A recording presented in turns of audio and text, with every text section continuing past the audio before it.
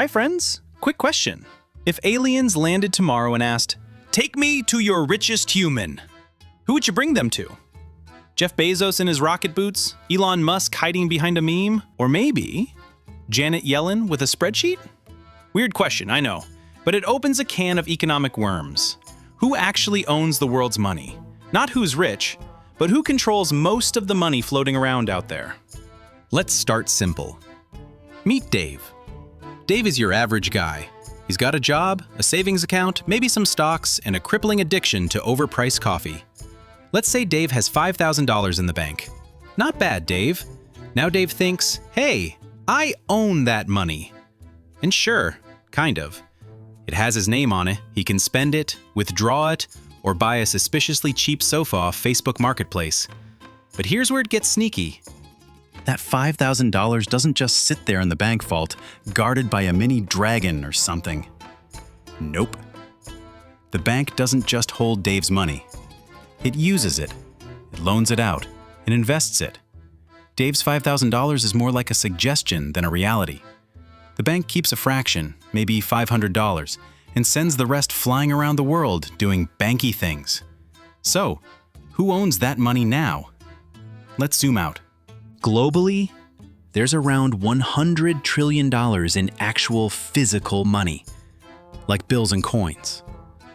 But when you include all the digital money, bank deposits, stocks, bonds, crypto, magical digital horses, it's well over $400 trillion. And guess what? Most of that money doesn't exist in any physical form.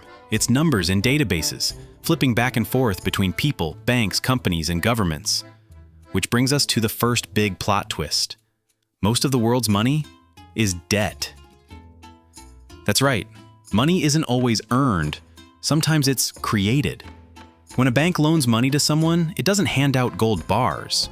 It types numbers into a screen, says ta-da, and boom, money is born. It's like Dave's cousin Alice asking for a $1,000 loan. You scribble, "I owe you $1,000 on a napkin. Suddenly, Alice has $1,000 she didn't have before, and somehow in the grown-up world of economics, that napkin IOU becomes real money. Multiply that by millions of people and banks doing the same thing, and you get an ocean of money that's based on promises. So when we ask who owns the world's money, we're actually asking who's owed, who's borrowing, and who controls the promises. Spoiler, it's not Dave. Let's meet the usual suspects. Number 1, governments. They create money, they borrow money, and they owe a ridiculous amount of money. The US, for example, owes over $34 trillion. Yes, trillion with a T. That's like owing every person on Earth $4,000 and then dodging their calls. But governments also own things, like central banks, foreign reserves, and sometimes entire oil fields. The money they control is vast, but it's also complicated. Number 2, central banks. These are the mysterious wizards behind the curtain, like the Federal Reserve in the US or the European Central Bank. They don't own money in the usual sense, but they create and destroy it like it's a video game cheat code. They can pump billions into the economy or suck it out. They're like the thermostat of global finance. If things are too hot, inflation, they cool it down. Too cold, recession, they crank the heat. Number 3, corporations. The top 10 biggest companies in the world, think Apple, Microsoft, Google, Amazon, hold hundreds of billions in cash reserves. That's not even counting the value of their stock or assets. Apple alone has more cash than some countries have GDP. And these companies don't just sit on their money. They invest it, buy other companies, influence markets, fund R&D, and occasionally build a spaceship or two. Number 4, the ultra-wealthy. Now we're talking billionaires.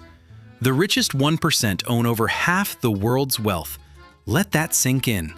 If the world's money were a giant pizza, the top 1% grabbed half of it before anyone else showed up.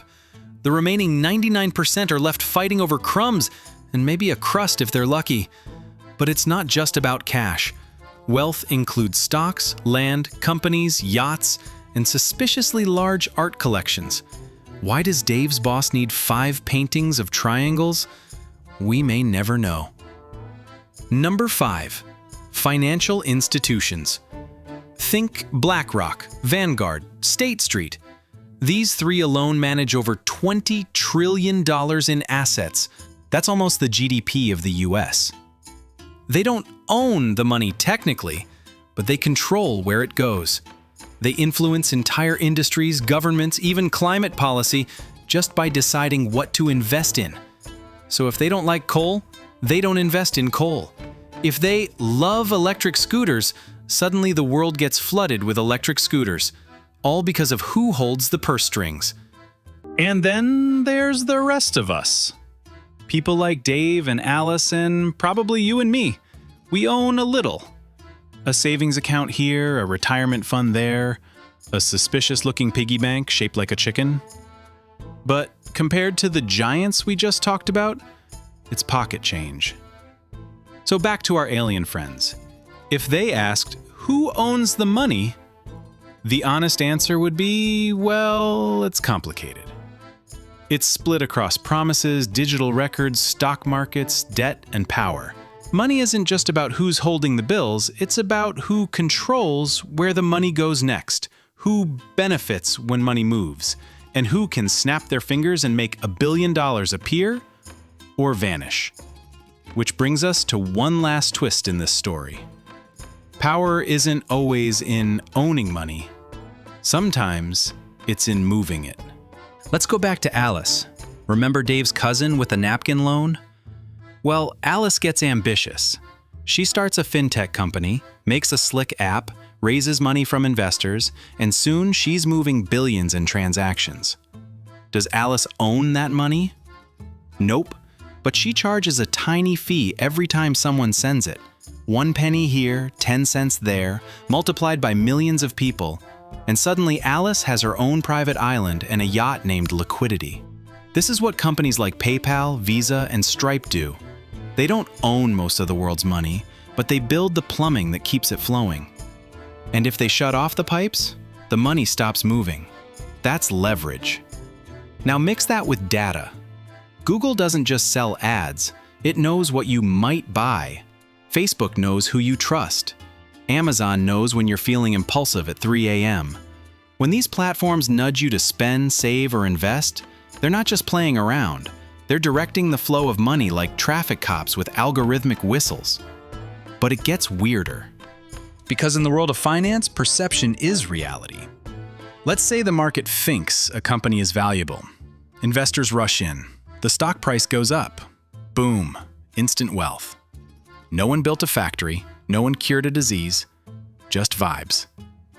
Now multiply that by thousands of companies. The entire stock market is basically a giant mood swing with decimal points. And who influences that mood? Big investors, media outlets, Elon Musk's Twitter account. Seriously, Elon can tweet a frog emoji and somehow Dogecoin gains $2 billion in value. Tell me money's not weird. But what about countries? Can a nation own money? Well, they can print it, but that doesn't mean they can control it. Printing too much leads to inflation. Print way too much, and you get Zimbabwe in 2008, where people carried trillion-dollar bills to buy bread. Meanwhile, tiny countries like Luxembourg or Switzerland manage ridiculous amounts of global money. Not because they have oil or gold, but because people trust their systems. That's the quiet part no one likes to say out loud. Money follows trust. Trust in institutions. Trust in stability. Trust that your dollars won't vanish tomorrow because someone sneezed at a central bank meeting.